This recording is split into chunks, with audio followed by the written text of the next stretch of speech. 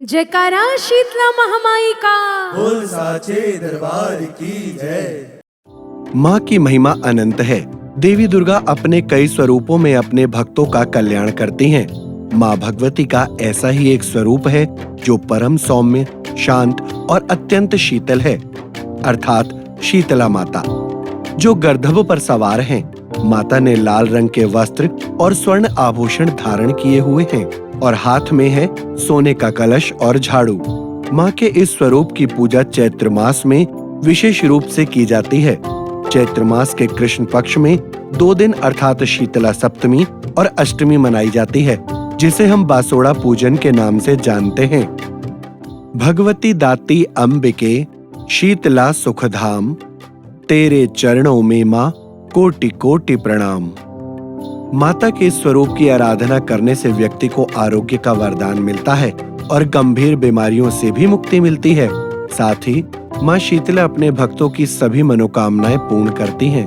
आखिर चैत्र मास में आने वाले इस अवसर को बासोड़ा ही क्यों कहते हैं, आइए जानते हैं।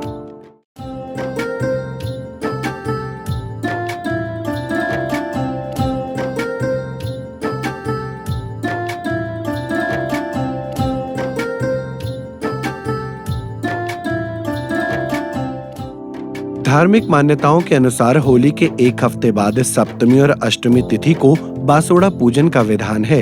चूंकि इन 2 दिनों में देवी को भोग लगाए जाने वाले भोजन को 1 रात पहले ही बना लिया जाता है, अर्थात बासी भोजन होने की वजह से इसे बासोड़ा के रूप में भी जाना जाता है।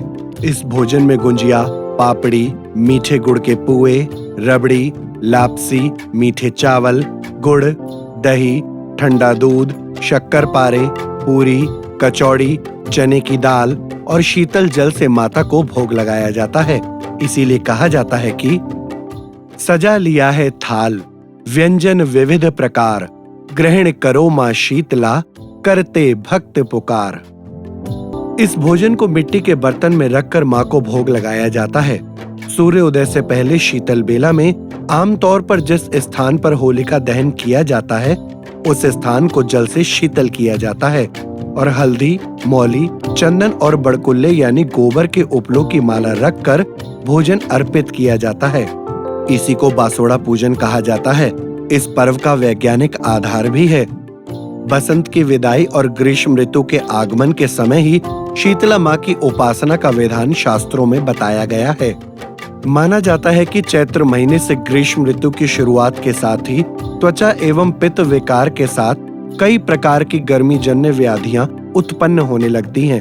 इसलिए चेचक जैसे रोग से बचाने के लिए भी माँ शीतला के पूजन का विधान प्राचीन काल से चला आ रहा है।